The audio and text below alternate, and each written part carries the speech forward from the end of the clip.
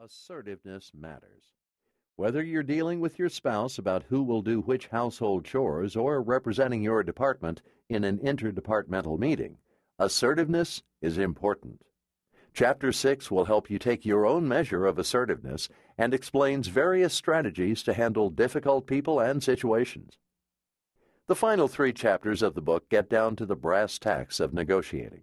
They describe how you go about preparing, Chapter 7, and offer strategies, Chapter 8, such as anchoring, counter-anchoring, and dealing with hostile or overbearing opponents.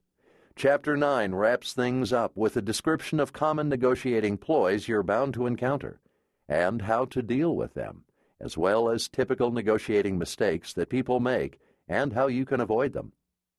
That chapter ends with timely guidance on how to negotiate across national and cultural borders. Negotiation is a uniquely human and humane activity. It provides nations, organizations, and individuals with opportunities to reduce conflict and to settle differences in mutually beneficial ways.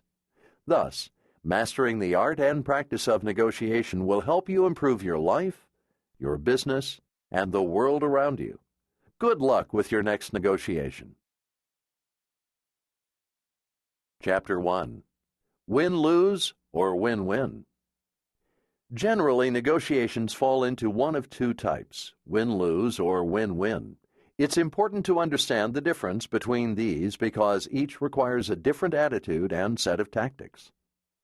Win-lose. In a win-lose negotiation, the matter at stake involves a fixed value, and each party aims to get as much of that value as possible. Anything gained by one party is achieved at the expense of the other, which is why a win-lose situation is also known as a zero-sum game. People often use the example of a pie in explaining a win-lose situation. Whatever you manage to carve out of that pie for yourself reduces the amount of that pie that the other person will get, and vice versa. So your job in this game is to get as big a slice as you possibly can. Win-lose situations are common in these circumstances. Price is all that matters. There is no expectation of a continuing relationship with the other side. One side has greater bargaining power than the other. For example, think about that new car you bought last year. Having done your homework, you knew exactly which model you wanted, your color preferences, and the options that appealed to you. A little research told you what price the different dealers were asking for that model, and thanks to some online research, you knew what those dealers paid for that model, dealer invoice price, and the different options. Another online search gave you a good idea what you might expect for a trade-in of your old car. Chances are that every dealer visit you made included some haggling about price, when the objective of the negotiation is a commodity-like product, such as a particular car model. Price is generally the main issue.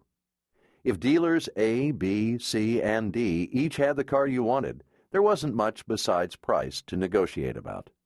Your relationship with the car salesperson and the dealer didn't matter either.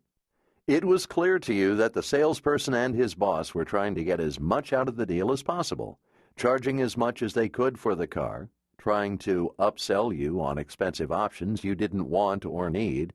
For only $700, we can protect your investment by installing the patented Gotcha theft deterrent system. And lowballing the value of your trade-in. Our mechanic has found lots of problems with your car. So you weren't planning to do business with these people again. You were after the car. In win-lose deals, relationships don't matter.